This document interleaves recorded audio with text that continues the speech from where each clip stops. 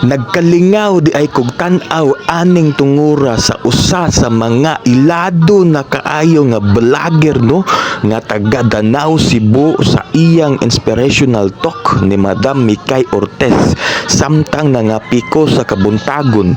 Salamat sa imong maayong paghatag og kadasig ug padayon sa pagkamaayo. Lahat ng tao sa Pilipinas, vloggers na. Undang na mo vlog, guys. Wala na kami mga viewers. Kumanon tayo siya. Or sabi na, lahat na lang ng tao sa Pilipinas, vloggers niya. Mga vloggers na lahat ng tao. Tumigil na kayo sa pagpa-vlog kasi wala na kami viewers. Kumanon talaga siya.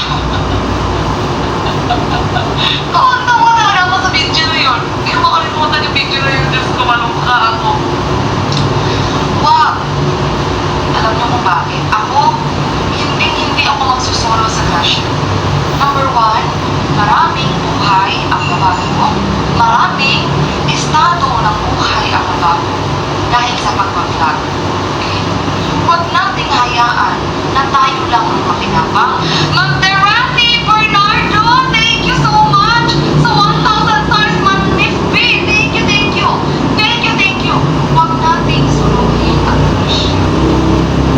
Yan talaga ang ano ko sa akin sarili, ang panata ko.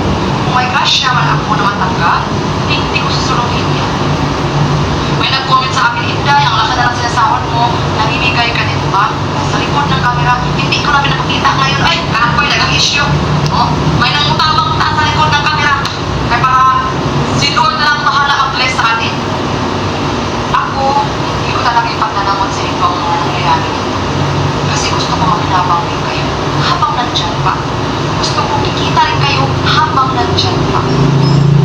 Gusto ko kung may chance na magbago ang buhay nating lahat, bakit hindi?